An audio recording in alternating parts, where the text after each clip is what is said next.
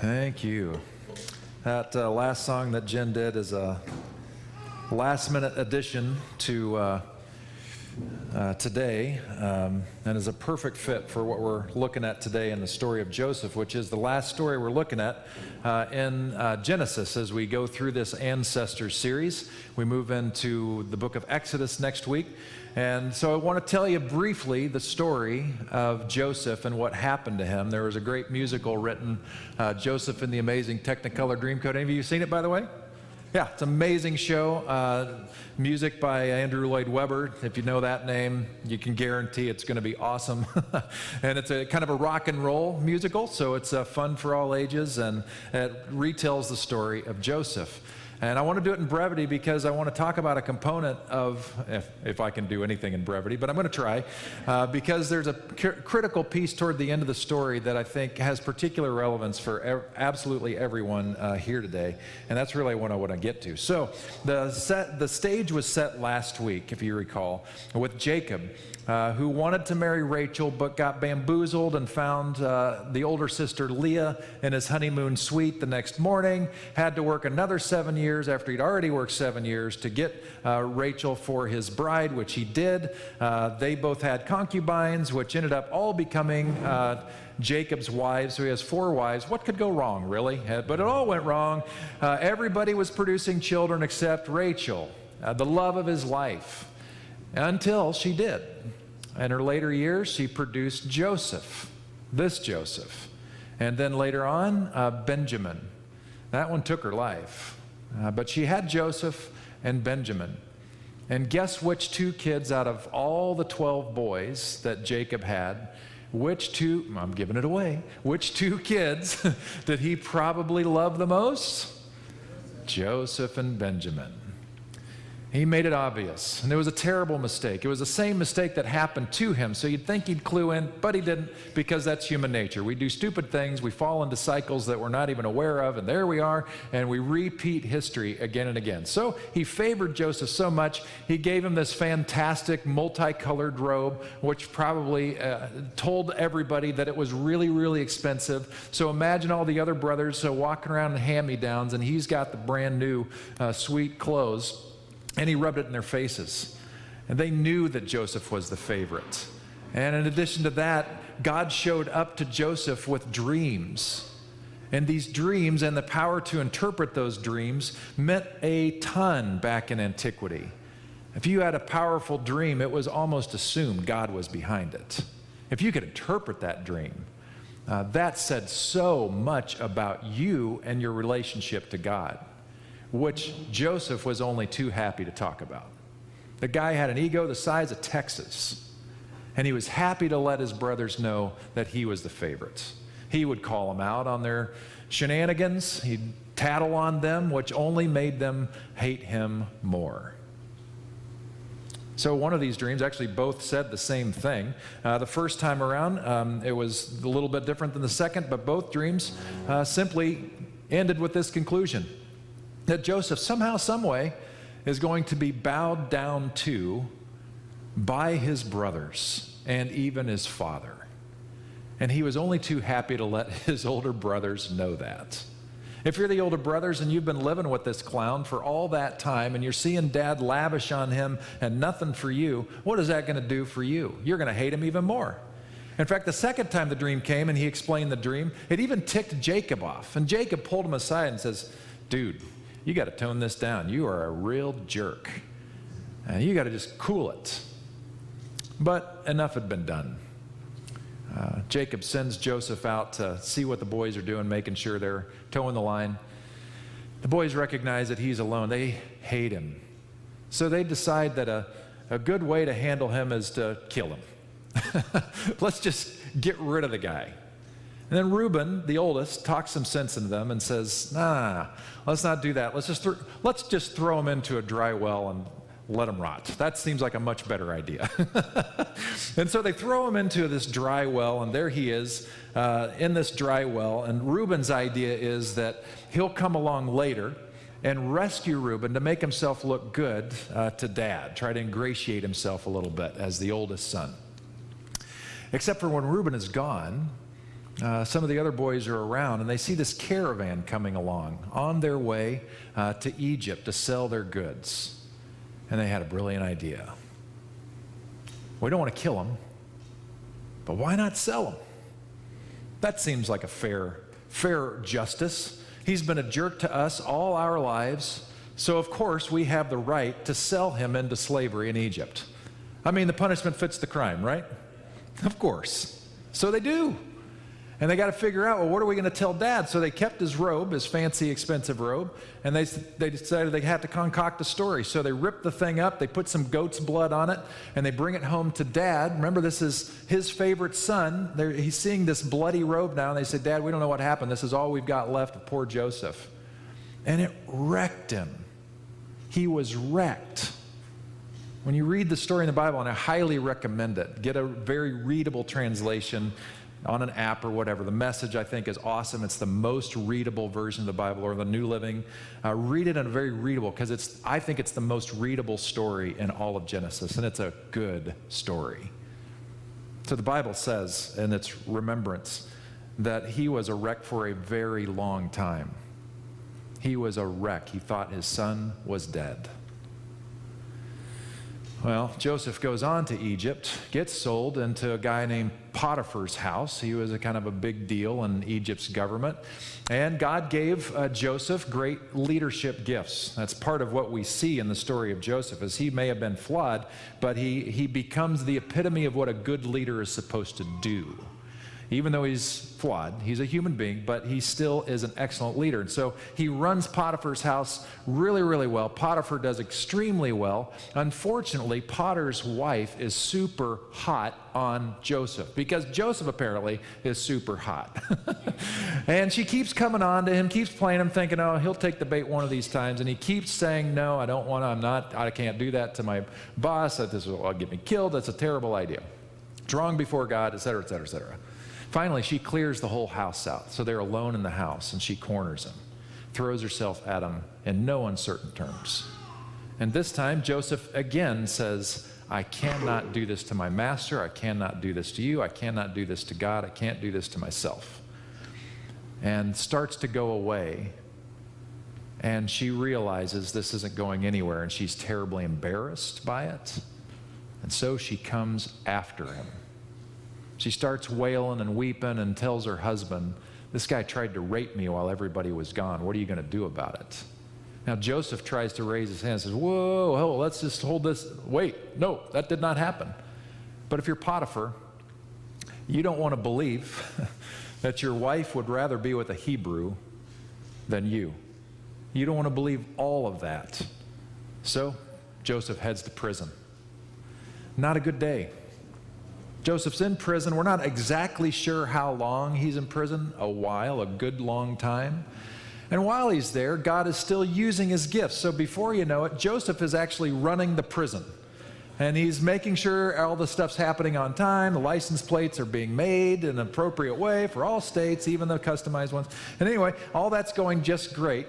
And he's able to help people along the way with their dreams.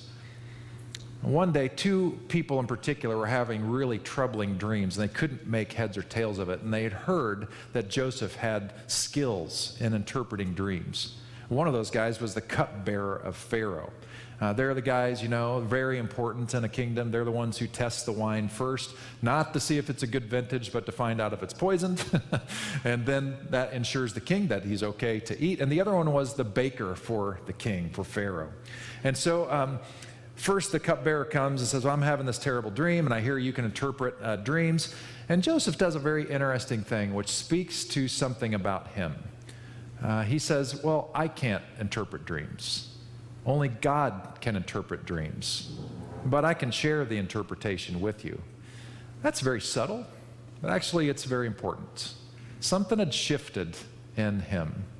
He'd been taken down about as many notches almost as you can go. And he was more humble, and he's recognizing he's got a lot of growing to do. And so he's giving the praise and the thanks and the glory to God in that. So he says, well, tell me your dream, and let's see what comes up. And the baker does the same thing, and he says, well, good news and bad news. For you, cupbearer, it's very good news. Your dream simply means that you're going to be freed, you're going to be reinstated to your position, and all will be well. So good luck with that. Cupbearer or baker, not so good for you. Your dream essentially means your head is going to be on a stake, and birds are going to come eat your eyeballs. So sorry, right?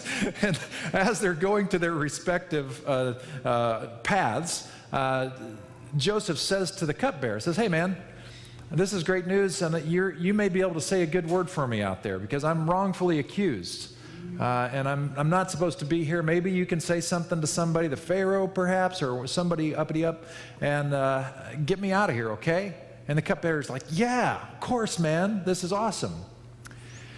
And as soon as he got out of prison, it's like he totally forgot what just happened. And he didn't say anything to anybody for 2 years. And what finally triggered him was Pharaoh was having terrible, weird dreams about fat cows being eaten up by skinny cows, about stalks of wheat that are real healthy being eaten by other stalks of not so healthy wheat, and weird stuff. He called in all of his magicians, and nobody could figure out how to make sense of the dream. And so that dream thing, remember the cupbearer's got very close audience with the king all the time, it triggers his memory. He's like, oh, I forgot. I know a guy. He's in prison. Bring him out. He seems to get this stuff pretty straight. He got it right with me and that poor baker dude. So let's see what he's got. So Pharaoh's like, I got no other options. So they bring Joseph back, tells him the dreams, and Joseph knows exactly and immediately what they are. And the dreams are this. They're saying this to Pharaoh: you're going to have 7 years where you're going to have bumper crops galore, tons and tons. You're going to be crazy, stinking abundant in your crops and everything else. And after that, there's going to be 7 years of famine. Not just for Egypt, but for surrounding countries too. It's going to be really, really bad. In fact, it's going to be so bad that it's going to completely drain your reserves. So Pharaoh hears this and recognizes this as a big deal. So he says to him, well, what would you recommend? What's your wisdom on this? So Joseph's idea is you need to stockpile like crazy while you've got lots to stockpile, so that when you get to the famine, that you're going to have enough, not just for you, not just for your country, but other countries who are going to seek your grain. Pharaoh thought it was a great idea and was impressed with Joseph and everything he'd heard. So he puts him second in charge of all Egypt. This is an empire that is massive back then. So Joseph goes from favorite son of Jacob, who's a real jerk, to his older brothers, gets sold into slavery, all is lost. And by the way, our timeline here, if we're thinking about this, we know it was 2 years that it took the cupbearer to give the idea about Joseph to Pharaoh. He was already in prison for a few years before that. He was probably in Potiphar's house for who knows how long exactly. Now he's in charge, he's second in charge of the entire kingdom, and he's there for 7 years of plenty. So we're looking at over a decade here, which tells us he's been away from home for over a decade. And even though he's second in charge, don't look at this like he's some superstar that can do just anything he wants. He's under the thumb of Pharaoh. He may be living large. He may be living very, very well. He's married. He gets a couple of kids. But that doesn't mean he's free. He still remembers home. He still wants home. He still remembers his dad. Still grieves that he's in Egypt and not back in what we call Israel. Now, 7 years go by. We're at over a decade now, and things start to go bad, just as was predicted in the dreams. Countries start running out of food, and they start hearing about Egypt's surplus, and so they start sending people to go buy grain, including Jacob. Jacob tells the boys when they're running out of food, I hear they've got food in Egypt, so you 10 boys are going to keep Benjamin at home, my other favorite, my last favorite child from my beloved wife Rachel, but you 10, you go down and you buy the grain, okay? And so they caravan down there, and they somehow get an audience with Joseph because he's in charge of this stuff. They have no idea who Joseph is because he's got a cool Egyptian haircut, I guess. But Joseph knows exactly who they are. And it all comes back. And he's like, what am I going to do with these guys who put me here? And he remembers the terror that he was in that caravan. He remembers how dehumanizing it was to be paraded up in front of people and sold like an animal. He remembers what it was like to experience the injustice of a false accusation and to have to pay the price for something he never did. He remembered what it was like to be imprisoned, which is nothing like the prisons we have here in the United States. He's thinking to himself, boy, I've got words for these guys. But he didn't want to give up his act. He didn't want to let them know who he was. He wanted to play with them a little bit. So he hears what they're saying. Why would he trust anything, by the way, that they're going to say? And so he challenges them at their word and says, you know, you're telling me a lot, but I think you're spies, every one of you. I think you're here to figure out where we're vulnerable so you can take advantage of us. And they swear like of course you can trust us, but why would Joseph ever trust anything that they had to say? So Joseph sends them away on one condition, that they come back immediately with Benjamin to prove that they are speaking correctly. And he's going to hold on to one of his brothers in Egypt, put him in prison until they bring back Benjamin. Well, the guys don't like this, but they have no choice. They need to bring food back to Dad, so they do it. And then Joseph adds a little extra, a surprise for them. In their grain bags that are so full with grain, he has his servants, unbeknownst to the brothers, has them put their money back in the bags. And the reason he does this is he wants them to find it en route and see the money that never got given to Egypt and realize that if they ever come back, Joseph has grounds to say, you robbed us. So they are terrified now. They get back, they tell Dad what had happened and that they need to take Benjamin back, which Jacob is going to have none of it. Think about that.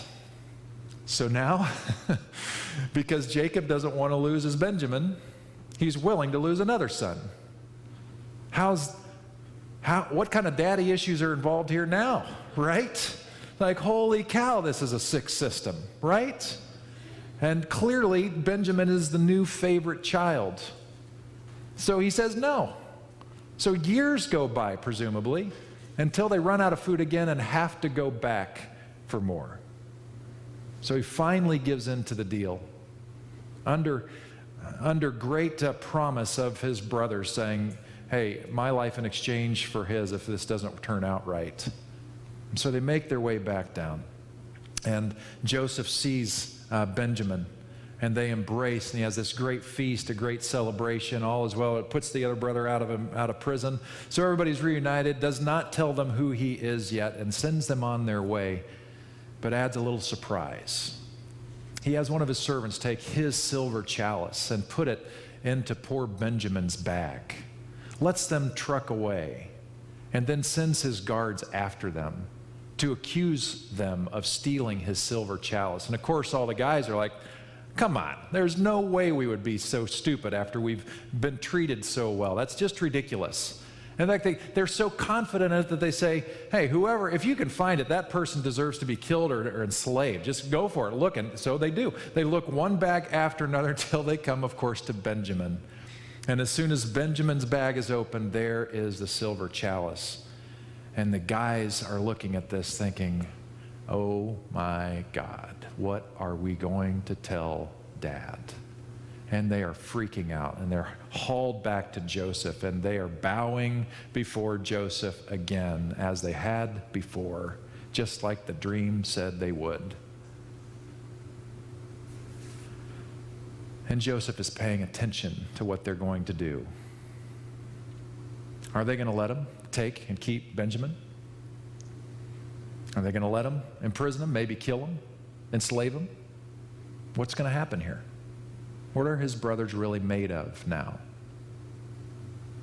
And he sees a new face in his brothers.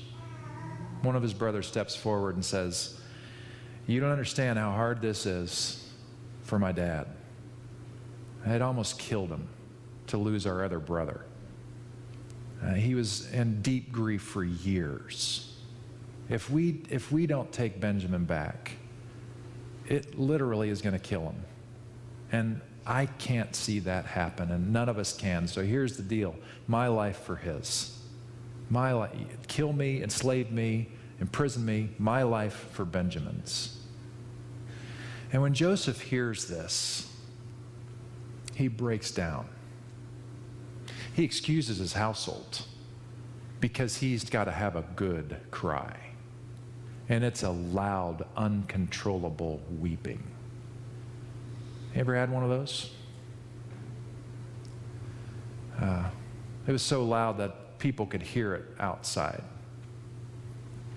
And finally, he can't take it any longer, and he takes off the mask, if you will, and reveals himself to them, which takes a while for them to figure it out. And then, you can just imagine what's going through their heads as soon as they find out who this is. They're terrified once they find out, because they're like, oh my goodness, he's going to kill all of us now, except Benjamin, because of what we did to him. And he calms them down, says some theological things which you can either agree with or not agree with. It's all right. Says that God planned the whole thing so that the world could be saved one day through his action. I don't think you have to read it that way. I don't have to agree with Joseph's theology on that. I think it's okay not to agree with that way of thinking about it. I think it's just as plausible that God would never will his brothers to sell him into slavery or anything else, would never want that. That would never be a part of what God would want to happen or make happen, but that when it does happen, because human beings are stupid sometimes, that God is going to work with the cards that are given and is not going to give up on Joseph, is going to still be with him. In fact, that was one of the big messages that Genesis was pushing to the whole people of Israel, is that not only is God with us when things are really terrible, but that God is not limited to one geographical position, which may not seem like much to you and I, but back then it was everything. When you would travel to a foreign country, you learned who the gods were and you paid homage to those gods to make sure it went well. This God was big enough to span the distance. This communicated volumes to the ancient Israel people. That this God is with us in hardship, is with us to help us through. And the other thing that the Israelites later are going to look at this is they're going to see a pattern here. Abraham had to go to Egypt. Isaac, Jacob.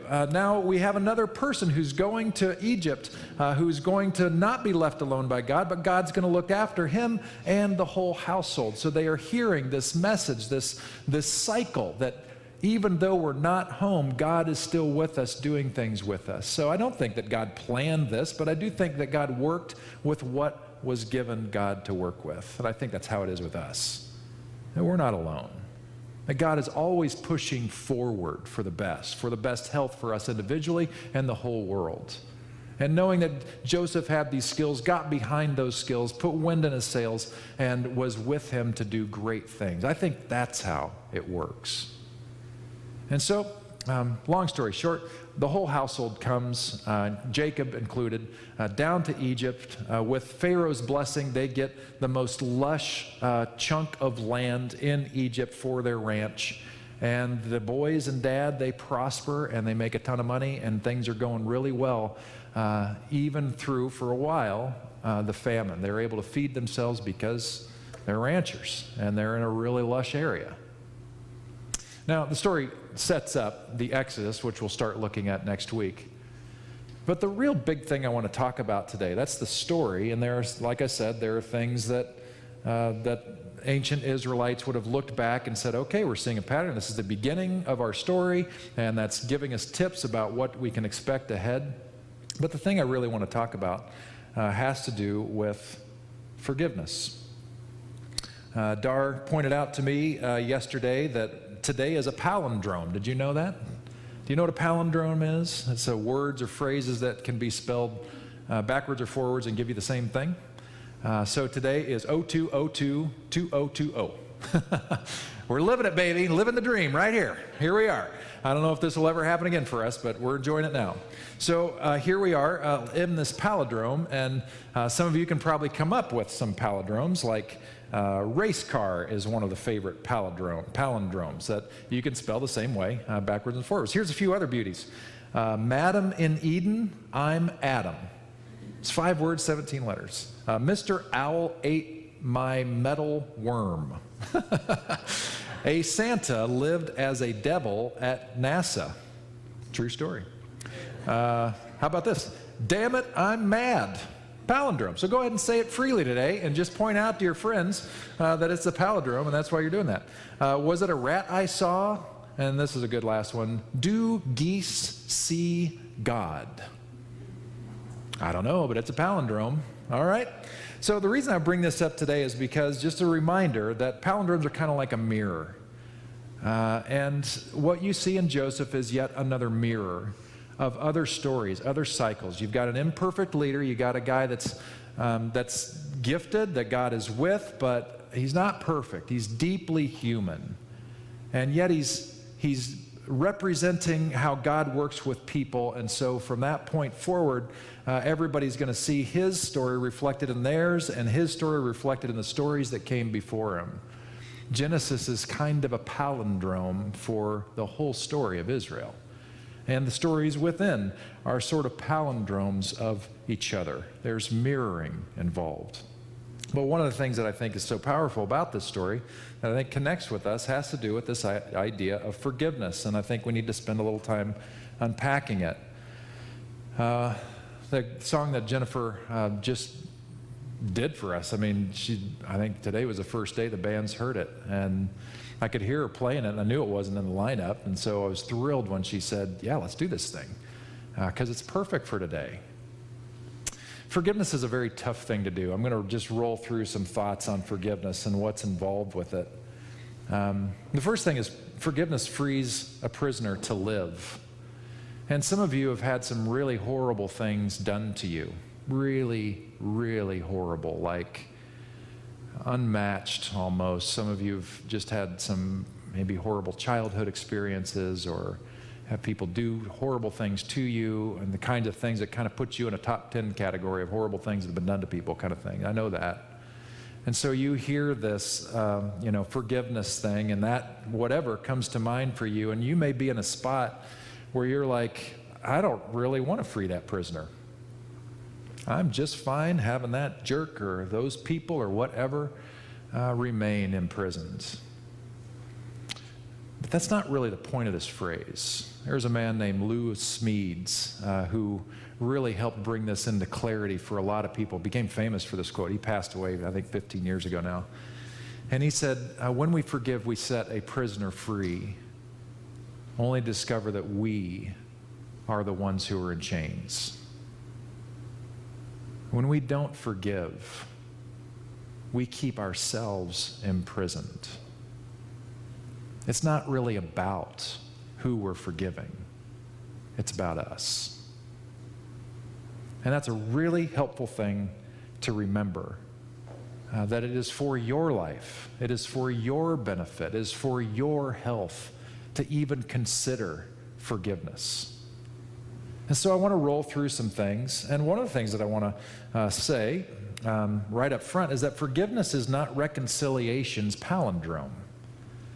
That forgiveness may be a part of reconciliation, but forgiveness does not require reconciliation. Because sometimes reconciliation is a very, very bad idea, particularly in cases of abusive situations. Really bad idea. Forgiveness can happen, but reconciliation, probably not. There are some marriages that get so toxic that need to end. Forgiveness can happen, but that does not mean that reconciliation is wise or possible even. There are some people whose people that they need to forgive have been dead for a while, maybe decades. And there's no reconciliation. So obviously forgiveness isn't tied to that. And I think that's important for us to realize, that they don't have to go hand in hand. In fact, sometimes they shouldn't. And some of you need to take heart in that because maybe the process of forgiveness you don't even want to think about because you can't stand the thought of being in the same airspace as whoever that was that hurt you. I want to say something really obvious, if you've ever tried this, is that forgiveness is not for the faint of heart. It is really, really hard. It is really, really hard work. And it's really hard work because in situations that are not easy to forgive, there are deep wounds. You've been violated. It hurts. It hurts thinking about it. It should be really hard work.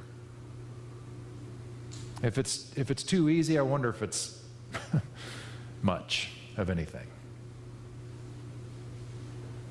One of the things that makes it hard, but is also part of the freedom, is forgiveness lets go of retribution obsession. I don't know if you know what I'm talking about, but sometimes we hold on to unforgiveness. We choose not to be forgiving because we love the idea of what could happen to that person for them to get theirs. We kind of fantasize about it. We kind of live into it. Anytime that person's name comes up sometimes, we are only too happy to trash. We're only too happy to add to the mess and throw a little bit their way. And we think that we're doing something of justice. By the way, forgiveness isn't doormatville. It's not letting people off the hook of things. That's not it. But what it is recognizing that so long as we are choosing to hold on things and we are in some way consumed, whether you know it or not, in the retributive justice toward that person, it's taking space in your head. It's imprisoning you. It's negative energy. And that negative stuff that is there, it is taking a toll on you. You may not want to hear it, but here's the thing. Unforgiveness, holding on to that, is stressful. And when we're stressed, lots of things happen. Physically, you are inviting more and more cortisol into your brain, which means you're not thinking as good as you normally could. It means that you're asking for potential heart problems. You're asking for higher blood pressure. If you're like me and you love yourself when you're stressed, a massive, Oreo cookie shake from Jack in the Box, then you can probably look forward to, not being quite as healthy as you'd like to be on any other day. Or the other extreme, you might find yourself not eating and in trouble that way because of the stress that's involved with unforgiveness. Forgiveness is not for the faint of heart. And one of the reasons why it's so hard is because we want to exact revenge. We want them to feel it. That does something for us on some level, but we don't realize that we are imprisoning ourselves when we do that. And forgiveness sets the prisoner free, you, me, when we choose to do it. The other thing I want to say, and I'm just kind of throwing a lot of stuff at you today, and hopefully something will be helpful. I think this one's really important, that forgiveness is a process. It doesn't just happen. Now today, who knows? Maybe the Spirit of God is flowing in such a way, is nudging you in a particular way, that today you have one of those breakthrough things where you almost feel born again in this regard. And you're like, I am forgiving that bloop, bloop, bloop who did this thing to me. I am free. Until next Tuesday. And next Tuesday, something's going to happen in your world. Maybe it'll be some kind of trigger, a song that you hear, or a place that you visit, or even a smell in the air. And you're right back there, and you're like, oh man, come on. Sunday, it was so good. I was forgiving and everything. I thought I was done with this thing.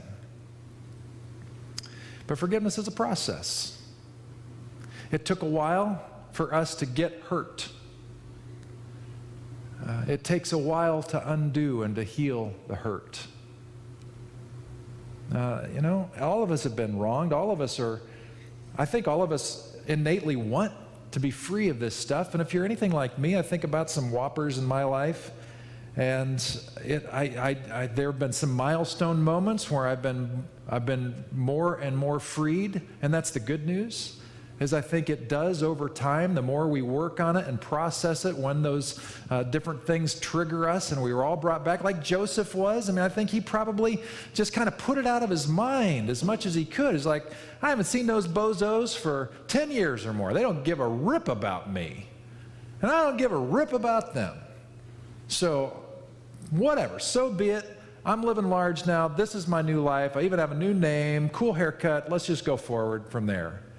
But as soon as he saw them, he went right back. And he had to work this stuff out. And he had time to work it out. Because the brothers went away for a year, 2 years, who knows, before he had to see them again. Forgiveness is a process. Give yourself a break. It takes time. Give yourself a break. And by the way, a couple things on this. One, just to kind of point out the obvious, that if today you had a heart attack when the Chiefs win, if today something like that happened and you're rushed to the hospital and they find out you have a serious heart problem, they crack open your chest and they replace a bunch of stuff and sew you back together and you're going to be just fine, nobody is going to give you a problem if tomorrow you don't help clean up after the Super Bowl party. In fact, for several weeks, months even, they're going to say, you take it easy. You had open heart surgery. Or if you've been battling cancer and you've been taking radiation and chemo and who knows what else, and it has ravaged your body in an attempt to save it, nobody looks at you and says, hey, I'm thinking about doing that half marathon in a month. What do you say? Nobody is going to do that because they know that you can't do that quick. Why is it that we think forgiveness, which deals with such deep wounding, why in the world would we think it would be a one and done? And that's really important for you to hear, because some of us are in relationships where we forgive the person and then something triggers it and we still have some misgivings, so we're still struggling with it. And the person comes back to us and says, well, I remember. You said you forgave me, liar. And you're like, well, what do I do with that? I remember saying that. I forgave the person. So what am I supposed to do now? And here's what you do now. You say to that person, you say, yeah, I did say that, and I meant it. But forgiveness is a process. And the pain that you caused me was really deep. And I'm still hurting. And it's taken a while to heal.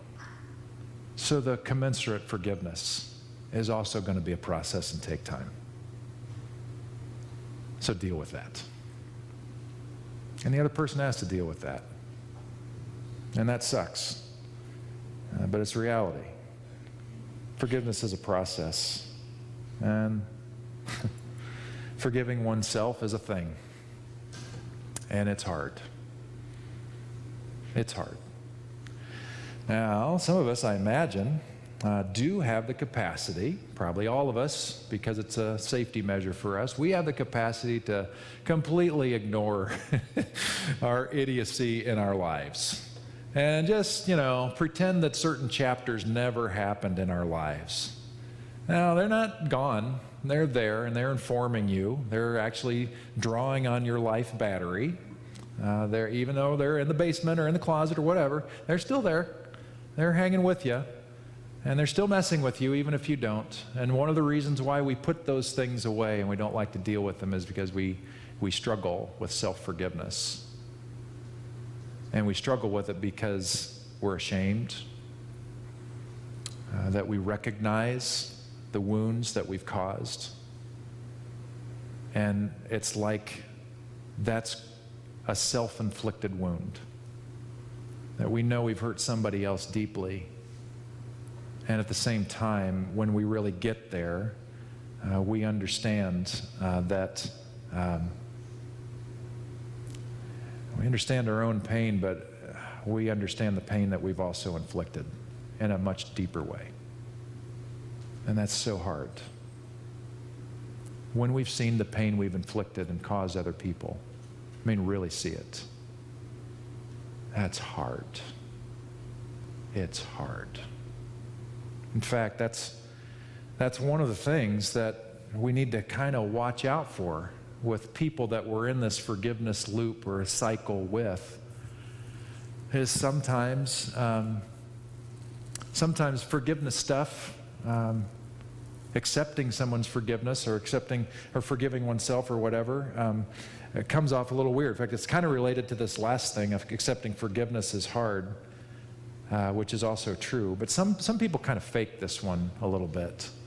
I remember back in Illinois, our first church, this may shock you, but when I was pastor of that church, I led the church through a whole lot of change. I don't know if that sounds familiar at all, but kind of did that back then too. And those change, nobody really likes change, no matter how much we say we want it. Nobody really likes it. And so one person in particular, after a year of my nonsense, comes into my doorway in my office, and she's got this big smile on her face. And she's telling me, I just had this great God moment. I'm like, oh, that's so awesome. Tell me about it. She says, well, here's the thing. After some time, I just want to let you know, I forgive you. I'm like, wonderful. What did I do? She weaponized forgiveness. That was her sneaky way of telling me that I was a jerk and somehow feeling good about it. Because after all, she just forgave me and everything. And sometimes people do that. And it's not friendly. And sometimes we say to somebody, we forgive you, and we mean it. And they hear it, and they just kind of walk away like nothing really happened there. And we need to watch for that. I think for me, a pastoral word of advice is I think we know as best we can, not that it matters a whole lot, but particularly if reconciliation is a part of the mix, it's hard to know if the forgiveness is really appreciated. If the person we've forgiven hasn't really shown any signs of the real pain that's there. And that can happen in a myriad number of ways, but I think that's important. Because when you really know the pain that you've caused somebody, it hurts you. I mean, it really hurts you. And this isn't a, poor you kind of thing, that's not it. But it causes you pain. I mean, real pain. And I think when that is recognized, that's an indicator that the forgiveness is appreciated, that you understand on some level the depths of the wound, and you feel terrible. And so you need to look for that in people that you're in this dance with, and if you're like me, you need to own it for yourself. That if you know somebody's forgiven you and you've just kind of said, oh, great, fantastic, let's go have lunch, and you haven't really come to grips with the pain, there's some work to do. There's some work to do. So I wanted to bring all this stuff up with forgiveness because even though I know Joseph's story and how it was written, I know that it was part of a larger prequel to help all the Israelites kind of get their beginnings under their belt, and it did. It got them to Egypt so that they can be, the Exodus can happen and that whole grand story and all that, which we'll look at. But I'm certain that as we're looking at it today, that over the centuries, people have been having the same conversation. What did Joseph go through that he was able to get over the deep pain that he experienced so that he could be truly free of it, free enough to welcome them into the land and be family again? And it's this forgiveness thing. And I think somewhere, probably in the prison walls, he probably started to realize that the stuff he was holding on to didn't really matter at all to his brothers anymore, but it was keeping him down. and it was killing him. So maybe somehow God is using this today for you to evaluate where you're at in this journey. Because if you're human, forgiveness is going to be on your to-do list at some point, and probably now. So I pray that it helps. Let's pray together. Congregation, I want to remind you that you are deeply and profoundly loved by God.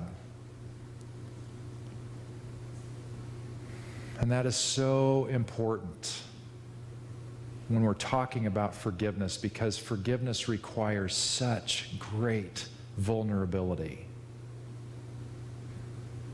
such depth of feeling. It is terrifying.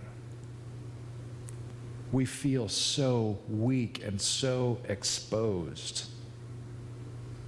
But when we remember that we are loved by God, that is essentially our character, it is our foundation, it is who we are, loved children of God. It has a way of giving us strength we didn't know was possible. It has a way of softening us, of helping us see differently, calling us forward. Because we realize our worth, our life is not dependent on the person that harmed us.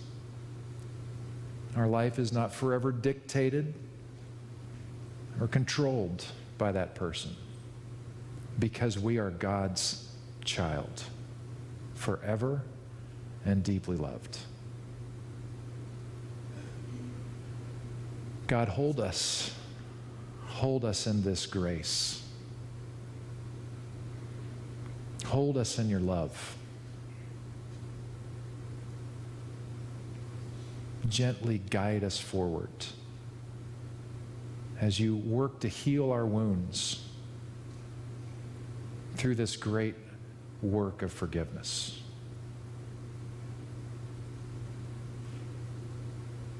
Help us get the help we need if we need it.